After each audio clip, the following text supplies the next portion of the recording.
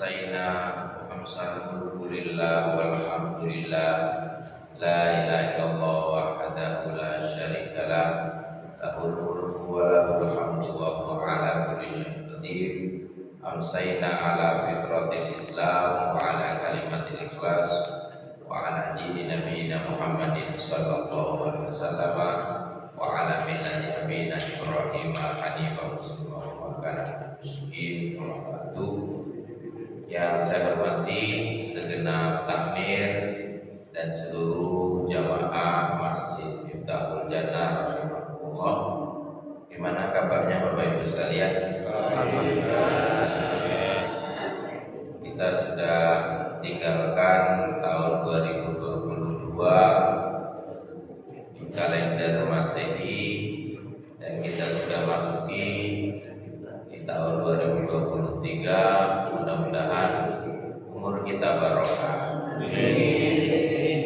Nah, materi yang akan kita kaji pada malam hari ini berkaitan dengan akan datangnya bulan Rajab. Insyaallah kita hanya tinggal menghitung hari menuju bulan Ramadan. Karena setelah Rajab akan begitu cepat kemudian bulan Sya'ban. 2 bulan ini tidak terasa karena daya tarik Ramadan yang kita tunggu-tunggu setahun yang lalu, alhamdulillah sebentar lagi akan tiba di depan mata kita. Mudah-mudahan umur kita dipanjangkan oleh Allah sehingga bisa berpuasa dan beribadah pada bulan Ramadan tahun ini 1444 Hijriah. Di tahun 2020, 2021 dan 2022 yang waktu itu masanya masa COVID-19, tentu Ramadannya berbeda dengan Ramadan tahun ini. Suasana waktu itu suasana yang menyedihkan karena banyak saudara-saudara kita yang berpulang ke rahmatullah secara tidak disangka-sangka dan tidak diduga. Kalau kita sudah dengar orang terkena COVID, kecil sekali kemungkinannya untuk sembuh dan akhirnya mereka tiada. Kalau kita udah dengar ambulan, itu pasti orangnya sudah meninggal. Sampai seperti itulah kita suasana Ramadan tahun itu. Kita tidak bisa keluar dari rumah kita. Masjid-masjid banyak yang sepi dan sangat memprihatinkan. Mudah-mudahan di Ramadan tahun ini Allah menggantinya dengan berbagai macam kebahagiaan dan kegembiraan. Nah, Bapak Ibu sekalian, berkaitan dengan Rajab ini, kalau di dalam Al-Quran itu termasuk Syahrul Haram atau Ashhurul Hurum. Jadi kalau di gadget atau di HP kita, di situ ada aplikasi Al-Quran. Nanti dicari di aplikasi Quran itu pencarian. Setelah di pencarian ditulis bulan haram, gitu ya. Selama ini kita kan lebih kenal dengan Masjidil Haram. Kalau ini Syahrul Haram. Jadi bulan Rajab itu ternyata dalam Al-Quran diberi nama khusus, yaitu bulan haram. Kalau masjid di Mekah Al-Mukarramah Masjidil Haram. Nah, tidak hanya Rajab ternyata, karena jumlahnya 4 bulan haram itu. Pertama Muharram, Rajab, Zulqa'dah dan Dzulhijjah. Ya, kalau kita urut 12 bulan itu dalam kalender Hijriah, pertama apa Bapak Ibu? Muharram. Habis itu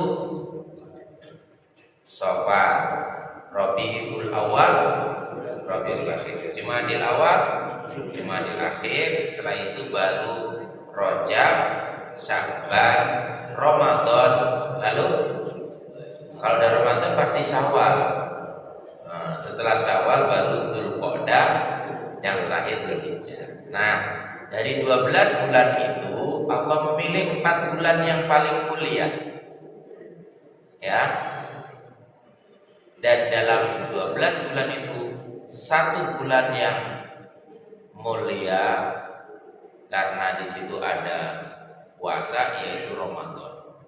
Tapi 4 bulan yang dimaksud karena Muharram itu adalah ada namanya Asyura, 10 Muharram itu punya sejarah tersendiri. Begitu pula Rajab karena ada kaitannya dengan sholat. Kalau Dzulqa'dah kaitannya dengan antara 2 hari raya, Syawal dan Dzulhijjah, dan Dzulhijjah sendiri ada kaitannya dengan ibadah haji. Jadi Allah berikan keistimewaan pada bulan Rajab ini luar biasa. Perintah sholat yang Allah turunkan itu sampai ditulis dalam satu surat khusus, namanya surat Al-Isra. Kira-kira surat keberapa Al-Isra itu? 17 ya, alhamdulillah. Persis seperti jumlah rakaat. Mulai dari subuh, zuhur, asar, maghrib, isya, jumlahnya 17. Dan turunnya Al-Quran 17 Ramadan. Tapi angka 17 ini jangan ditomboki ya. Karena nanti kalau angka-angka ini sangat berbahaya sekali, terutama orang-orang yang senang dengan angka ini. Jadi ya diramasi lalu jadi angka sial segala macam ya. Jadi 17 itu untuk menandakan saja bahwa ternyata ada kaitan-kaitan itu. Dan surat Al-Isra itu masuk dalam kategori tengah-tengah karena dia juz 15. Juznya kan 30. Ya kan? Nah, di posisi itu. Dan Al-Isra sendiri diambil dari peristiwanya. Saya tanggal 3 sampai 11 kemarin itu mengikuti visiting scholar ke Yordania. Bapak Ibu udah pernah ke sana? Mudah-mudahan yang sudah, walaupun lewat YouTube, diberkahi oleh Allah. Amin. Bagi yang belum, kalau penasaran, semoga dapat rezeki bisa ke sana. Kalau punya anak cucu, doronglah untuk studi Islam ke Yordan, karena di sana termasuk diberi beasiswa full, mulai dari berangkat sampai pulang, mulai dari sekolah sampai makan, minum, seluruhnya akomodasi konsumsi ditanggung oleh pemerintah. Nah, 75% cerita dalam Al-Quran itu berada di posisi kawasan Timur Tengah, termasuk Yordan sebagai salah satu wilayah dari Syam. Jadi dulu kalau Nabi Muhammad itu berdagang, bawa dagangannya dari Mekah ke Syam, Syam itu adalah nama lama dari Yordania. Ya, jadi Nabi juga pernah ke kawasan itu.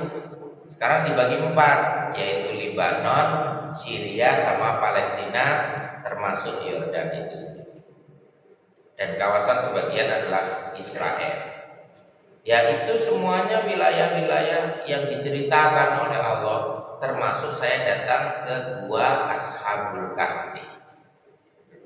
Nah, situs-situs yang menunjukkan kekuatan tentang Ashabul Kahfi itu adalah letaknya di Yordan. Nah, kisah itu kalau kita deretkan lagi dengan Yerusalem, yang nama awalnya adalah Darussalam karena bahasanya adalah bahasa orang Israel ya. Jadi Palestina yang di situ ada Masjidil Aqsa yang dulu pernah jadi kiblat. itu adalah masuk dalam deretan sejarah dalam Al-Qur'an. Subhanalladzi asra bi 'abdihi lailan minal masjidil harami ilal masjidil aqsa. Dijelaskan dua masjid yang kedudukannya sama dalam satu deretan ayat. Maka kita tidak boleh membeda-bedakan memang, karena Masjidil Aqsa pernah jadi kiblat dan Masjidil Haram saat ini kiblat kita. Dan masjid yang menunjukkan perpindahan dua kiblat itu namanya Masjid Kiblatain. Sudah pernah Bapak Ibu ke sana? Nah, kalau haji atau umroh jangan lupa ke Masjid Kiblatain. Ketika itu masjid itu didirikan untuk menandakan bahwa orang jangan lupa dengan Masjidil Aqsa. Maka kita memohon kepada Allah supaya diberikan keajaiban untuk Masjidil Aqsa, karena selama ini masih di dalam pendudukan orang Israel. Nah, tentu kita itu juga sebagai ujian bagi umat Islam di Indonesia maupun di dunia, supaya tidak lupa ketika kita sholat itu selalu mengingat tempat-tempat yang diceritakan dalam Al-Quran. Nah, kalau Yordan ke Masjidil Aqsa itu di kisaran 1.500 sampai 2.000 km. Jadi kalau perjalanan itu sehari itu udah sampai. Ya seperti kalau kita ke Jakarta gitu ya, nah, itu kan sekitar 1.000 km lah. Nah, jadi kalau melihat dari situ, ternyata memang daerah-daerah yang diceritakan dalam Al-Quran tadi itu adalah daerah yang perlu kita kunjungi supaya kebenaran Al-Quran itu terlihat di mata kita. Orang baca surat Al-Kahfi di setiap hari Jumat dengan orang yang melihat langsung ke Ashabul Kahfi itu beda rasanya. Nah, itulah pentingnya di dalam surat Al-Jumu'ah disebutkan, ya ayyuhalladzina amanu idza nudiya lis-sholati min yaumil jumu'ati fas'au ila dzikrillahi wa dzarul bai' dzalikum khairul lakum in kuntum ta'lamun wa idza qudiyatis sholatu fantashiru fil ardh. Jadi kalau udah selesai sholatnya, bertebaranlah ke muka bumi. Jadi perintahnya kita melihat keajaiban dunia itu, salah satunya adalah diawali dengan kata tasbih dalam ayat pertama di surat Al-Isra. Subhanallah. Tasbih kita setelah sholat 33 kali, betul ya? Tahmid kita 33 kali, takbir kita 33 kali, kemudian ditutup dengan la ilaha illallah wahdahu la syarikalah lahul mulku wa lahul hamdu wa huwa ala kulli syai'in. Genaplah 100. Tapi zikir itu kalau diawali dengan tasbih itu berarti ada sesuatu keajaiban yang indah di mata kita, di telinga kita, dan apa yang kita rasakan. Maka Bapak Ibu bisa di sini. Saya kalau masuk ke Miftahul Jannah itu memang beda ke masjid yang lain. Lihat pintunya saja saya sudah. Ini kalau foto di sini orang udah tidak tahu nih. Ini di Masjid Miftahul Jannah atau di Masjid Nabawi. Kalau kita bilang di Masjid Nabawi orang juga percaya, ya kan? Nah, begitu pula kalau kita ke mihrabnya. Kalau foto yang pas di situ kita seolah-olah background kita memang Ka'bah, ya kan? Nah, tidak semua masjid diberikan situs-situs seperti ini. Maka situs itu menjadi penting. Ketika orang sholat pasti ingat dengan Masjidil Haram, Masjidil Aqsa. karena disitulah perjalanan Rasulullah Sallallahu Alaihi Wasallam ketika Isra Mi'raj. Nah, sholat itu juga disebut dengan Mi'rajul Mukminin, naiknya manusia menuju Allah. Karena begitu Allahu Akbar, sebutan pertama kali adalah Allah yang Maha Besar. Berarti seluruh urusan ini kan kecil ya. Kita ini kadang-kadang membesar-besarkan masalah, padahal masalahnya kecil. Urusan politik, ini kan hari-hari ini kan urusan politik aja, nggak ada urusan yang lain. Ya kan, seolah-olah urusan politik itu urusan menyangkut segala-galanya, urusan yang sangat besar, yang sangat penting dibandingkan sholat kita. Padahal kalau kita nyebut Allahu Akbar itu berarti semuanya kecil. Urusan rumah tangga itu kecil, urusan negara itu kecil. Kalau kita punya kesulitan di dalam kehidupan, itu juga kecil. Urusan suami, ya Bu ya, kecil ya Bu. Urusan istri juga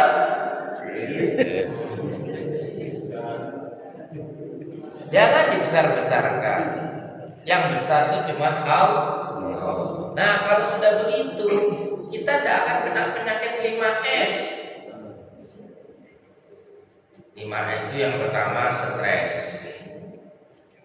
Kalau orang sudah stres, itu sering pegang kepala.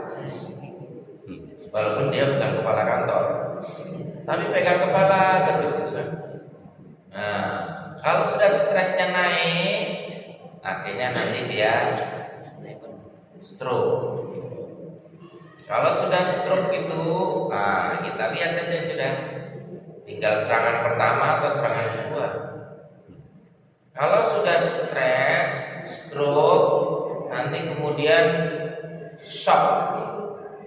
Nah, kalau sudah shock itu kena pukulan, kena hantaman, itu biasanya orang geliyeng. Makanya dirasakan kalau udah mulai geliyeng gini nih, wah ini bahaya. Ya, nggak kena masalah udah geliyeng dia. Kena makanan dikit sudah geliyeng. Disenggol kambing sudah kolesterol. Kalau daging itu kena asam laurat. Duren nggak salah apa-apa disalahkan. Kikil nggak ikut-ikut. Nah, jadi gitulah. Akhirnya kalau orang sudah stres, stroke, shock, nanti dikit-dikit step. Ya, seperti anak panasnya 40 derajat gitu kan.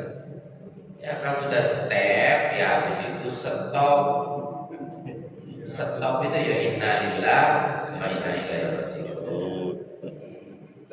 Jadi masalah-masalah yang kita hadapi dalam kehidupan ini, kalau sudah takbir Allahu Akbar, berarti semuanya kecil. Maksudnya itu. Kenapa? Karena background historical Isra Mi'raj itu berkaitan dengan kematian pamannya, yaitu Abu Thalib, kematian istrinya, yaitu Siti Khadijah, kematian para sahabatnya yang banyak waktu itu sebagai syuhada di medan perang. Jadi Nabi Muhammad itu seolah-olah hidup sendiri. Tidak ada paman, tidak ada istri, tidak ada sahabat, tidak ada pendukung, tidak ada followernya, tidak ada donaturnya, tidak ada sponsorship, tidak ada endorse. Gimana coba perasaannya? Lupa kalau masih ada Allah. Nah, kadang-kadang kita kalau punya masalah begitu itu tuh, seolah-olah tidak ada Allah di depan kita, seolah-olah tidak ada yang lain kecuali apa yang ada di dekat kita. Makanya suami kalau ditinggal istri Gimana Bu? Kalau istri ditinggal suami, sedih mana suami ditinggal istri sama istri ditinggal suami? Jawab. Oh, suami ditinggal istri sedih. Ini promosi atau curhat? Ya. Lebih kuat mana menjadi duda selamanya sama janda?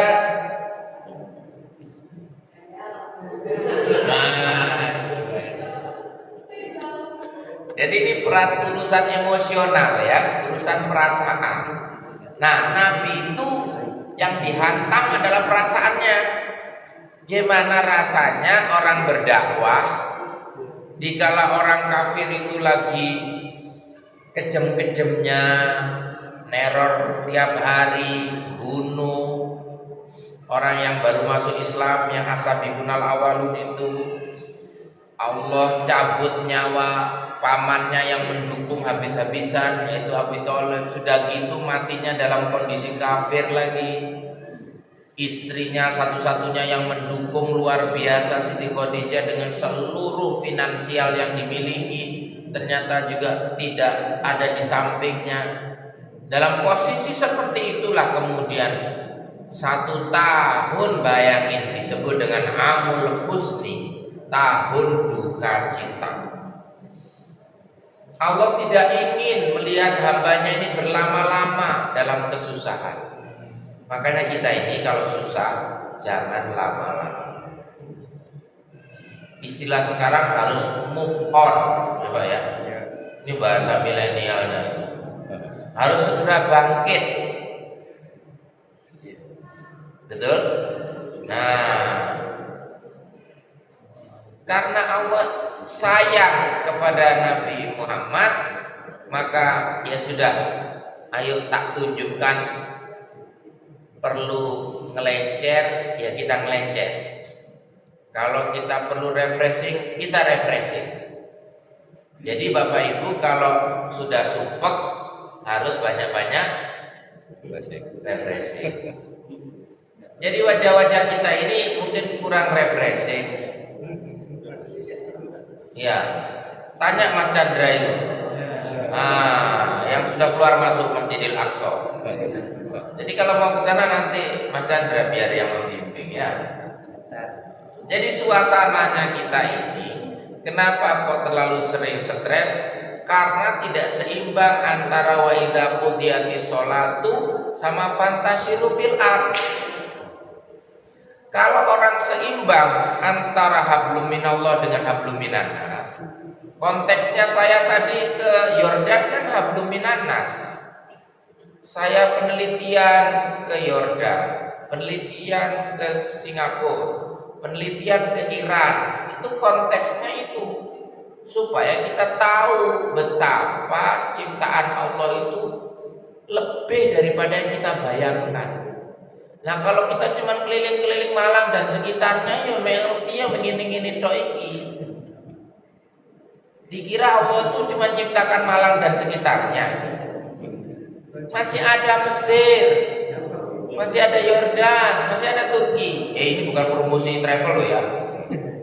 Tapi bagaimana kita fantasiru fil ard, bahwa masih ada keajaiban di dunia ini yang Allah ciptakan. Makanya Nabi Muhammad diajak ngelencer. Ibu-ibu mau gak diajak ngelencer sama suaminya? Tuh Pak, dengerin Pak. Kira-kira kecintaannya istri sama suami itu kalau diajak ngelencer sama tidak diajak ngelencer, mana lebih besar? Bahaya sekali. Perlu diaudit ini. Nah, jadi emang begitulah sifatnya perempuan. Ini Bapak harus ngerti. Sudah lama punya perempuan kok tidak apa-apa. Jadi Nabi Muhammad itu kalau sudah ditinggal Khadijah, beda sama ditinggal sama istri-istri yang lain. Ini enggak ngajari poligami loh ya saya. Tapi memang kesannya betul-betul mulai dari Nabi itu berdagang ke Syam, barang dagangannya itu dari Siti Khadijah. Beliau diajari untuk berdagang mulai dari nol. tapi ternyata lulus ujian karena kejujurannya, integritasnya tinggi, sehingga diberi barang dagangan yang semahal mungkin pun tidak akan rugi, justru malah keuntungannya semakin besar. Ternyata asisten yang diajak untuk sebagai mata-mata Nabi Muhammad, yaitu Maisarah, itu melihat keagungan akhlak Rasulullah Shallallahu Alaihi Wasallam. Itulah yang membuat kemudian Siti Khadijah jatuh cinta. Makanya kalau cari menantu, caranya buatlah mata-mata supaya kita tahu nih calon menantu kita kayak apa. Kalau perlu undangnya ke rumah pas waktu maghrib, suruh dia ngimami. Nah gitu caranya, dijebak aja sekalian dengan jebakan Batman. Nah supaya apa? Supaya kita tahu nih posisinya calon menantu kita ini kayak apa. Nah Nabi Muhammad tuh rupanya melewati sebuah testing yang sangat luar biasa dan tidak main-main. Siti Khadijah itu akhirnya pun menikah walaupun dengan selisih umur yang luar biasa, 25 dengan 40 tahun. Begitulah daya tarik bagaimana akhlak beliau dari sholat yang beliau tunaikan. Maka sholat itu pakai istilah kata dari aqama yuqim iqamatan, artinya mendirikan, bukan sekedar melakukan atau menunaikan, tapi mendirikan. Kenapa pakai kata akim, akimu, akimis sholat? Karena memang sholat itu tidak sekedar ditunaikan dan dilaksanakan, tapi harus didirikan terus. Amalan-amalan, nilai-nilai sholatnya, ajaran sholatnya diamalkan dalam perbuatan sehari. Seperti yang saya katakan tadi, kalau sholat itu diawali dengan takbir, itu artinya bahwa seluruh urusan, seluruh masalah, seluruh hal-hal apapun semuanya adalah kecil, yang besar itu hanyalah Allah. Nah, kehidupan kita ini kebalik. Sholat itu kecil, kita yang merasa besar. Betul? Kita terlalu takabur, mentang-mentang jadi ketua RT. Ini ketua RT yang di sana ya, kalau di sini mah insya Allah tidak ada kan. Langsung kena ini, bahaya. Bisa viral nanti. Jadi ya ketua RT-nya langsung disoting. Jadi kalau ketua RT di tempat yang lain bukan di sini gitu ya, itu sudah gayanya dia udah lain. Sebelum jadi RT sama yang sudah jadi RT udah lain. Urusan tanda tangan menjadi penting lagi kan. Oleh macam-macam kalau aku kata tanda tangan. Jadi tanda tangan menjadi warning bagi mereka, gitu ya. Tak urusi, gitu kan. Kira-kira gitulah ya. Belum jadi kepala negara ya. Masih jadi ketua ya. Jadi sifat-sifat kibria, sifat-sifat merasa besar itu memang namanya dari kata kabir sebagai nama Allah, akbar maha besar, takabbaro merasa besar, sama dari satu akar kata. Nah, karena kita ini merasa besar, akhirnya memandang orang lain kecil, terus meremehkan, gitu.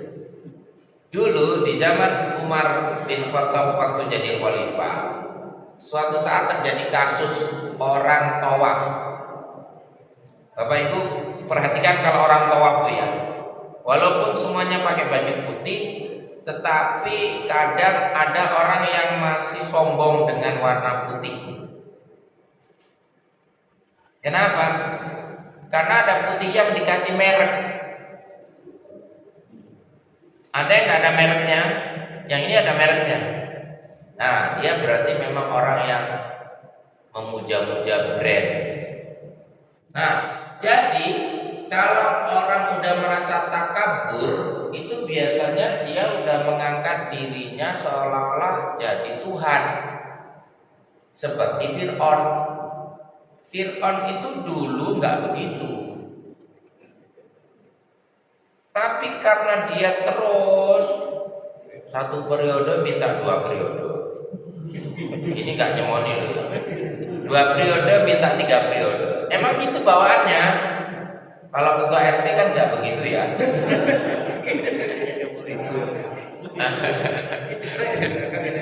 Kemarin tuh ada demo di Jakarta, kepala desa ya.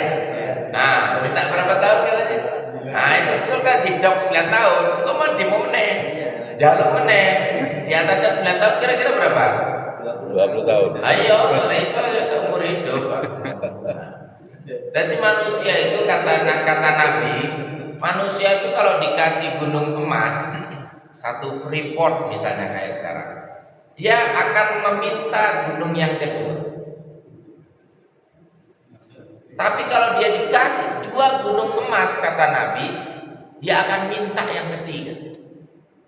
Jadi dia tidak akan pernah puas, dia tidak pernah merasa cukup kalau mulutnya ini nanti penuh dengan tanah.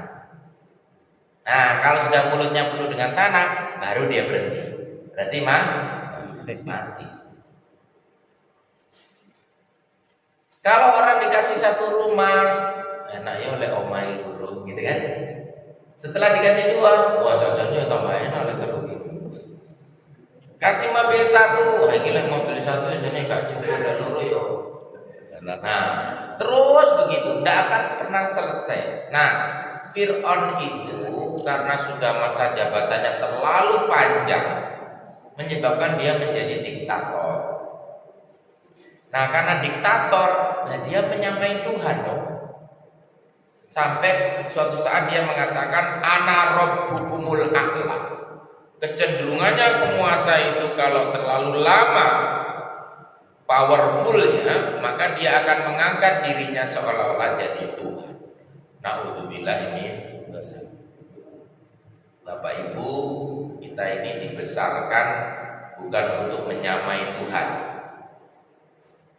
Perasaan-perasaan kita besar, perasaan merasa lebih pintar, perasaan lebih daripada yang lain, itu harus kita tekan. Karena dengan sholat yang kita lakukan, Allahu Akbar. Tirulah bagaimana Rasulullah tawaduknya.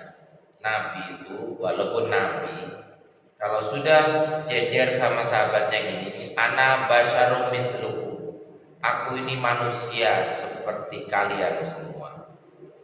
Kalau kalian lapar, aku pun juga bisa merasakan lapar. Kalau engkau merasakan haus, aku pun bisa merasakan haus. Kalau engkau mengantuk, aku pun juga bisa mengantuk. Iki gak nyemoni sing ngantuk-ngantuk. Ada konsumsinya nggak ini? Insya Allah. Bu ada nggak bu? Insya Allah. Aku minta kontok. Sing ngantuk-ngantuk gak usah digayem. Jadi kalau Nabi itu sudah berikan kita tawaduk seperti itu berarti wong Nabi saja, jadi Rasul saja tidak sombong, iya kan? Nah, kena meneh gitu. Nah, kita ini siapa gitu kan? Kalau orang sombong seperti Fir'aun itu, nanti jatuh-jatuhnya tidak akan jauh dari air.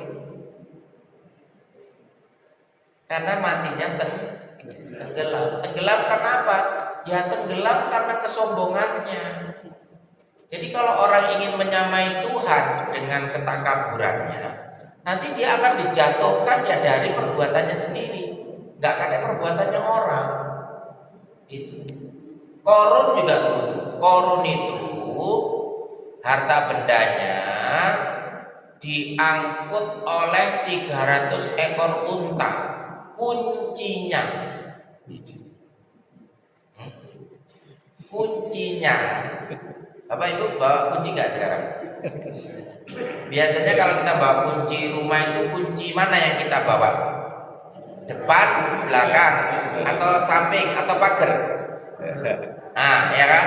Nah, itu ada kita kalau punya emas, gimana ya? Kita taruh brankas, betul? Brankasnya dikunci. Brankasnya ditaruh di loker. Lokernya dikunci. Lokernya masuk ke lemari. Lemarinya dikunci. Setelah itu kau ada di dalam kamar. Kamarnya dikunci. Di dalam kamar, di dalam rumah.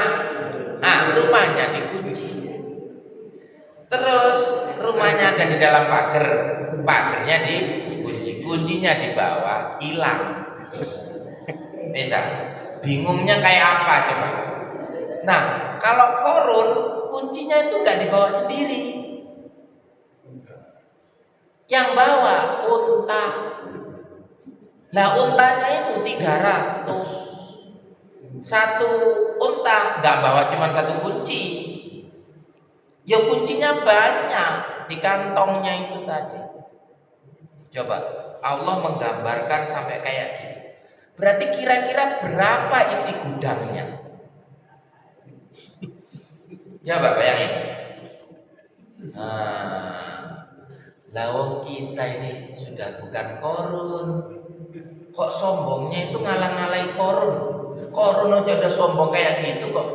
Kita ini dapat apanya kalau dibandingkan sama korun? Coba ayo total deh berapa kekayaan kita? Dapat apanya dari korun? Korun yang kayak gitu aja Allah ingin tunjukkan. Kalau model kayak korun aja, aku gampang, tinggal belah tanahnya. Kan masuk semua tuh. Ya sudah kan? Nggak pakai dijamret, nggak pakai dirampok, nggak pakai dicuri, belah saja tanahnya, semua nanti kan masuk ke tanah. Asalnya dari tanah, kembali ke tanah. Emas itu kan biji-bijian yang masuk di dalam tanah. Kalau kita nyari itu biasanya di mana? Di daerah mana itu? Ya kalau Freeport itu kan penggalian toh, habis itu dipisahkan antara ini emas, ini tembaga, ini ya kan? Semuanya adalah bahan-bahan tambang. Nah, jadi kalau udah dimasukkan ke tanah, itulah yang dicari-cari orang mulai dulu sampai sekarang. Nyarinya namanya harta karun. Karena nggak iso ngomong korun, jadi karun. Tapi karena hanya dapatnya cuma sedikit, jadilah harta kirun. Bisa. Makanya oleh petitik, makanya. Oleh cincinnya, oleh kalungnya itu dong. Padahal gudang-gudangnya korun itu zaman itu sudah tidak terhingga lagi. Jadi kalau Bapak lihat di Mesir ya Pak ya, setiap Fir'aun itu punya piramid. Jadi untuk membedakan Fir'aun satu dengan Fir'aun yang lain, itu tinggal dilihat paru-parunya ada garamnya apa enggak. Nah, satu-satunya Fir'aun yang ada garamnya ya cuman Fir'aun yang di zaman Nabi Musa. Nah, nanti kalau Bapak ingin tahu orang itu matinya tenggelam apa enggak, lihat garamnya ada enggak di dalam paru-parunya. Karena di laut. Jadi begitu tenggelam itu sudah mau menyebut nama Allah, mau bersahadat, kan masuk. Nah masuk tuh masuk ke paru-paru. Jadi masih ada sisa-sisa garam yang ada di. Nah mungkin kalau orang Madura, di sini ada orang Madura. Itu kan pulau garam ya. Mungkin paru-parunya juga ada garam. Subhanallah. Jadi maksud saya itu dengan kita fantasi fil art tadi, kita menjelajahi dunia, kita mendatangi situs-situs seperti itu, semangat kita untuk beribadah itu semakin tinggi gitu. Ya Allah, ternyata Allah tunjukkan ya orang-orang yang seperti Ashabul Kahfi 309 tahun tidur seperti ini. berdakwah kepada raja yang tidak mau beriman, itu dibutuhkan kekuatan. Orang untuk tidur, Bapak tidur paling lama berapa jam? Itu aja udah capek kan? Kita kalau tidur terlalu lamanya paling capek apa? Punggung kita. Makanya kita ini alih ke kanan, alih ke kiri, tengkurap, telentang kan gitu kan? Nah, semakin orang terlalu lama tidurnya, tulang-tulangnya pasti akan sakit semua. Makanya kita ini dipersiapkan tidur itu seimbang dengan aktivitasnya, input output makanan, energinya kan begitu ya, supaya seimbang. Nah ini 309 tahun, 3 abad, coba bayangin. Kalau bukan Allah yang menidurkan, sama dengan perjalanan Isra Mi'raj, kalau bukan Allah yang memperjalankan, siapa yang bisa? Kita tidak kuat. La haula wala quwata illa billah. Maka ketika kita takbir memulai sholat kita itu, jangan lupa tentang kebesaran-kebesaran Allah tadi, dan sholat itu ditutup dengan assalamualaikum warahmatullahi wabarakatuh ke arah kanan dan ke arah kiri. Supaya apa?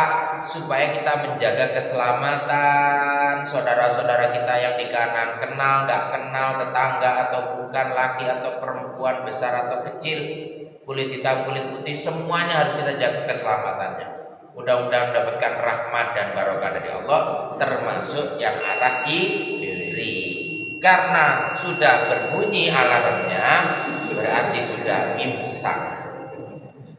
Mudah-mudahan renungan-renungan kita memasuki bulan Rajab ini meningkatkan kuantitas dan kualitas sholat kita. Semoga di tahun ini sholat kita lebih baik daripada tahun kemarin. Subhanakallahumma bihamdika, asyhadu an la ilaha illa anta, astaghfiruka wa atubu ilaik. Kecepot gulana merah, membeda salah babat gulana mana sepora. Kodong teler orang telas dan menerima pangeran sing baik. Assalamualaikum warahmatullahi wabarakatuh. Waalaikumsalam.